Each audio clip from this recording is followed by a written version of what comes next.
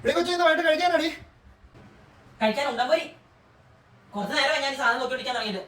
എന്നാടി എന്നാ പറ്റിയേ? ആരാ ഈ ഇമ്മാതിരി മെസ്സേജ് അയച്ചു വെച്ചിരിക്കുന്നത്? എന്നാ നിങ്ങൾ കഴിച്ചോ?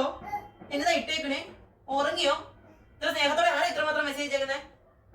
ആടി എനിക്ക് അറിയത്തില്ലടി. ഞാൻ കുറെ നേരം ഡിലീറ്റ് ചെയ്യാൻ നോക്കുന്നു, ബ്ലോക്ക് ചെയ്യാൻ നോക്കുന്നു, നമ്പർ നടക്കുന്നില്ല. ഡിലീറ്റ് ചെയ്യാൻ പറ്റുന്നിരുന്നോ? ഇല്ല. ഞാൻ ഒന്ന് നോക്കട്ടെ. ഒന്ന് ഡിലീറ്റ് ചെയ്യാൻ പറ്റിയില്ല, ഒരു കുഴപ്പമില്ലല്ലോ.